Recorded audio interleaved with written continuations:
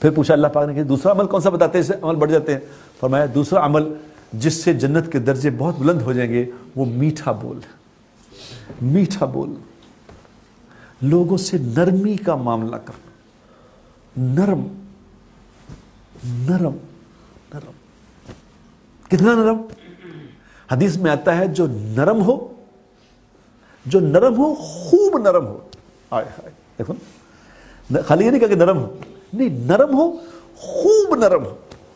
اللہ کے نبی نے اس کو اتنا وسیع کر کے بتایا، جو نرم ہو، خوب نرم ہو، جہنم اس پہ حرام، یہ جہنم پہ حرام۔ نرم، اولاد سے نرم، بیوی سے نرم، محلے داروں سے نرم، دوستوں سے نرم، اور سب سے زیادہ اس کا ریٹ لگے گا اللہ کے سامنے، سب سے زیادہ اس کی قیمت لگے گی جو اپنی بیوی سے نرم ہے۔ یاد رکھنا، سب سے زیادہ قیمت اس کی لگے گی جو بیوی سے میٹھا بول بولتا ہے۔ یہ سب سے اوکھا کام ہے، کیونکہ بیویوں کو تو آدمی بیوی سمجھتا ہے نا، کیونکہ تو بیوی ہے، اور کھانا لاؤ بھائی، کھانا لاؤ، اور کپڑے استری نہیں کیے، یار کمال کرتی ہو یار، کپڑے کمال، لیٹ رہا، کمال ہو۔ سب سے زیادہ میٹھے بول کی حقدار ہماری بیویاں ہیں، کیونکہ حدیث میں آتا ہے کہ قیامت والے دن سب سے پہلے جو چیز تولی جائے گی، سب سے پہلے جو چیز تولی جائے گی ترازو میں، غور سے سن لو، سب سے پہلے جو عمل ترازو میں تولا جائے گا وہ بیوی کے ساتھ معاملات تولیں گے۔ یقین کرو اس میں بڑی کمی ہے، اس میں بڑی کمی ہے ہمارے اندر، بیویوں کے بارے میں بہت نادانی ہے۔ دھیان کرنا، بیویوں کے ساتھ اچھا معاملہ کرو۔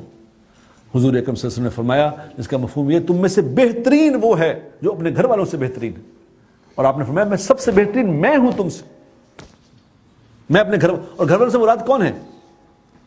گھر والوں سے مراد ماں نہیں ہے، گھر والوں سے مراد بیٹی نہیں ہے، کیونکہ ماں سے تو سارے بہترین ہوتے ہیں، ماں سے بہترین ہونا کیا ہے؟ بیٹی اس پہ سب شفیق ہوتے ہیں، اس سے بہترین کیا؟ نہیں، معاملہ بیوی پہ جا کے اڑتا ہے۔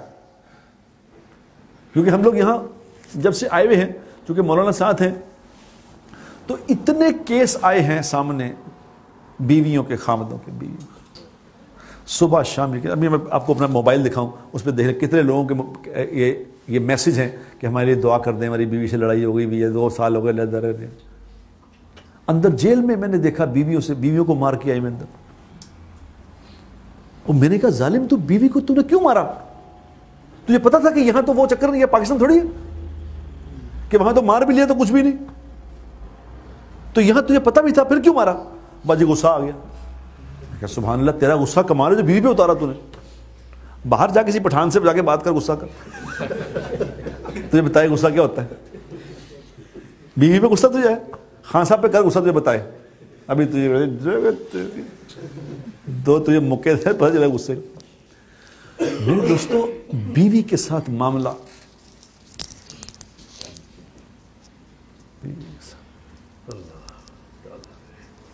دونوں طرف ہے۔ ادھر بیویوں کو کہا کہ بیویوں سے بھی اللہ نے یہ حکم دیا بیویوں کو کہ بہترین عورت کون سی ہے؟ جو 5 وقت کی نماز پڑھتی ہو، رمضان کے روزے رکھے، اور اس کا خاوند اس سے خوش ہو، اس کا خاوند اس سے خوش ہو۔ یہ جنت کے 8 دروازوں میں سے جس دروازے میں سے چاہے جنت میں چلی جائے۔ حدیث میں آتا ہے کہ اللہ کے نبی نے فرمایا کہ اگر میں کسی کو سجدے کا حکم دیتا تو بیوی کو کہتا خاوند کو سجدہ کریں، بیوی کو خاوند کو خوش کر، خاوند کو بیوی کو خوش کر۔ اور ایک فارمولہ آپ کو بتا دیتا ہوں، وہ کیا کرو سارے، اور اس کو آگے بھی لوگوں کو بتا دو، جتنے لڑائی کرنے والی پارٹی ہیں نا گھروں میں، جو گھر میں غصے نکالنے والے، ان کو بتا رہا ہوں۔ وہ ایک صحابی نے آ کے کہا، یا رسول اللہ میری صلی اللہ علیہ وسلم کہ میرے گھر میں لڑائی رہتی ہے، کیا کروں؟ آپ نے فرمایا، اس کا مفہوم ہے کہ گھر کے دروازے پہ ایک شیطان بیٹھا ہوتا ہے،